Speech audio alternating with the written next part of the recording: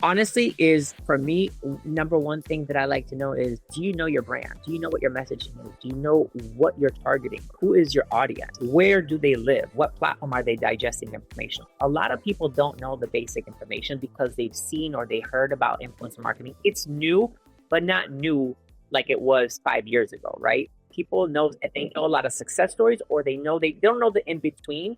They don't know the longevity of it and the ongoing process of it. They know the influencer blew me up or influencer is a waste of money, the polar opposites, right? But they don't know the part that it's an ongoing method that you have to constantly work on, and it's an iteration, right? So you can't just be like, this worked, this doesn't work. So setting up the right tone, understanding your brand, knowing the KPIs, again, what does success look like? What's that going to be? So that way you know what we're measuring. Everybody says, I want to track everything, Yeah. but we need to prioritize. Are you looking for reach, engagement, sales, top of the funnel to low funnel? Vanity metrics can be misleading when they're not connected to actual goals. So yes, we can track all the big impressions, engagements, clicks, growth, saves, shares, but it's understanding. So for example, I'll give you a prime example.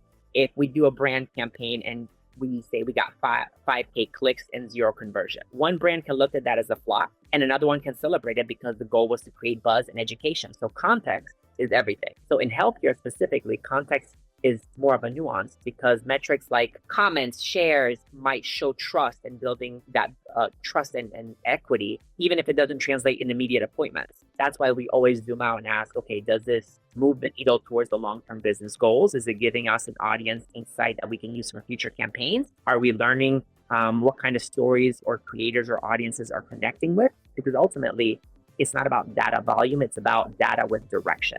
So, and the only way to get that is to define what you're measuring and why before you even hit the publish button.